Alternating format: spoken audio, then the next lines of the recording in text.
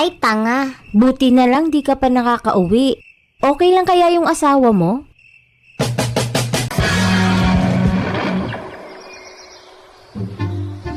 Nakarating na ako sa paanan ng bundok.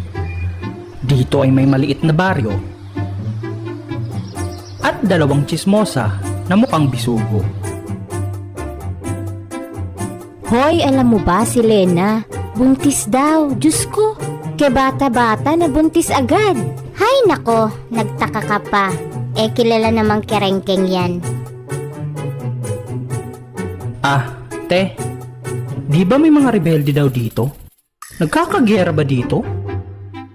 Hindi naman. Bakit? Wala. Yung ilong mo kasi, nakadapa.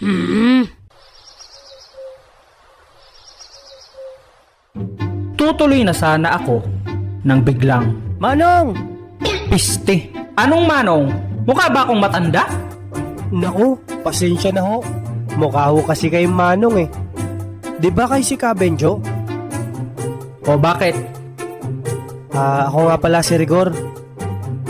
Rigor? Di ba kayo yung nakapatay sa manananggal? Hoy! Masamang magbintang Itinali ko lang yung manananggal. Bubuhayin ko naman yun eh. Kaso lang, nakatulog ako. Kasalanan ng araw yung... Ganun ba? Ano kasi? Tuwing gabi, may umaaligid sa aming aswang. Yung asawa ko kasi buntis. Tulungan mo naman kami oh. Let me guess. Lena ba ang pangalan ng asawa mo? Teka, paano mo nalaman? Lena? Rigor? Ano to? Batang kwek-kwek? Matutulungan mo ba kami? Oo naman. Sa isang kondisyon. Ano yun?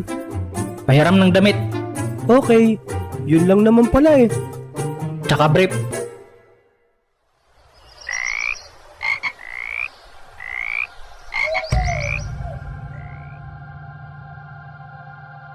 Magandang gabi ho, Kabenjo. Maraming salamat naman na tutulungan niyo kami. Huwag kang mag-alala, Iha. Ang importante, yung mahalaga. Ano ho ba yung gagawin natin, Kabenjo? Maghihintay tayo na dumapo siya sa bubong. Kapag nandyan na siya, bahala na kayo dun. Ang labo naman noon. Joke lang. Kapag dumapo siya, hihilahin ko ang dila niya. Tapos,